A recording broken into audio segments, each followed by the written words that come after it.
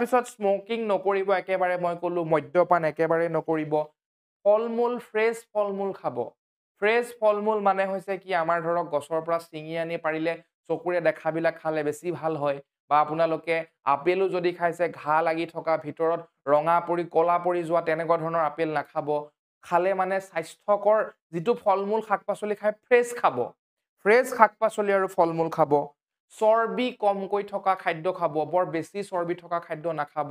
চৰ্বি যিমান পাৰে কম থকা পৰিমাণৰ খাদ্য খালে আপোনালোকৰ কিডনীটোৰ কাৰণে ভাল মাছ মাংস কণী খাব পাৰে কোনো কথা নাই কিন্তু সদায় খোৱা হেবিট এটা নকৰিব মাছ মাংস কণী সপ্তাহত 2 দিন বেছিতকৈ বেছি 3 দিন ৰেগুলাৰ মাছ মাংস কণী নাখাব কিডনীৰ কাৰণে বহুত বেয়া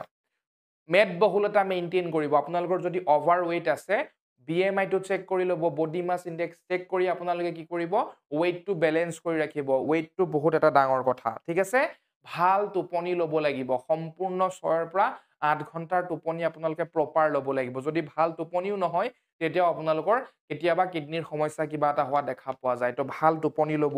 মানসিক চাপৰ পৰা বহুত দূৰত থাকিব যদি আপোনাৰ কিবা কাৰণত মানসিক চাপো হৈ আছে সেই মানসিক চাপৰ পৰা আপোনালোকে চেষ্টা কৰিব যে অলপ দূৰত থকা যায় কেনেকে মানসিক চাপৰ পৰা দূৰত থকা যায় সেইবিলাক বস্তু আপোনালোকে মন কৰি ৰাখিব তাৰ পিছত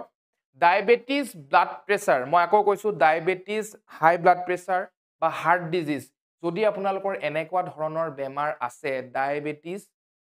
ব্লাড প্ৰেছাৰ আৰু আমাৰ হাৰ্ট ডিজিজ যদি আপোনালোকৰ এনেকুৱা ধৰণৰ কিবা বেমাৰ আছে তেতিয়া আপোনালোকে চেষ্টা কৰিব যে সেই বেমাৰখিনিৰ পৰা অতি সোনকালে আৰোগ্য হোৱা বা পৰিত্ৰাণ পোৱাটো চেষ্টা কৰিব নহলে তেনেকুৱা ধৰণৰ বেমাৰৰ পৰা আপোনালোকৰ ভৱিষ্যতে কিডনীৰ এটা বেমাৰ হোৱা দেখা পোৱা যাব পাৰে